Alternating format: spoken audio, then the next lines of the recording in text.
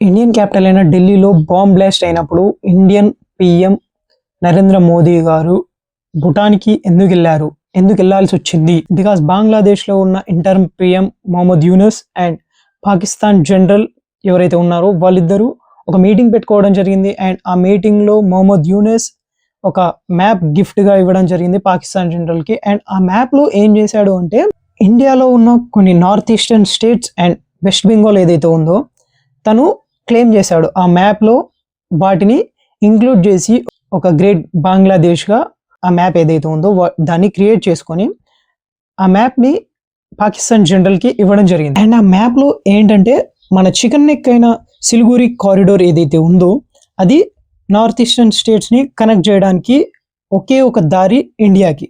And ఆ దారిని కూడా ఆ మ్యాప్లో క్లెయిమ్ చేశాడు తను.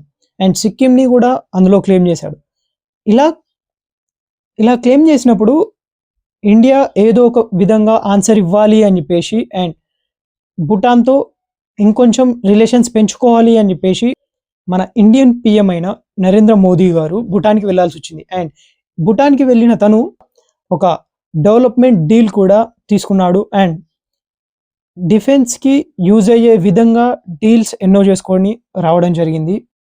ఇఫ్ ఒకవేళ ఇండియా నార్త్ ఈస్టర్న్ స్టేట్స్తో కనెక్షన్ కోల్పోతే భూటాన్ ఒక విధంగా హెల్ప్ చేస్తుంది అనే పాకిస్తాన్కి బంగ్లాదేశ్కి కలిపి ఒక ఆన్సర్ భూటాన్ నుంచి ఇవ్వడం జరిగింది.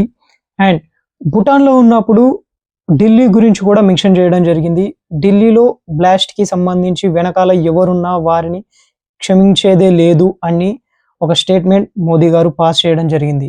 ఈ మీటింగ్ ఏదైతే జరిగిందో ఆ మీటింగ్ ఖచ్చితంగా ఇండియాకి అండ్ భూటాన్కి ఫ్రెండ్షిప్ ఇంకా స్ట్రాంగ్గా చేస్తుందని నేను నమ్ముతున్నాను. మీరేమనుకుంటున్నారో కామెంట్ సెక్షన్లో కామెంట్ చేయండి.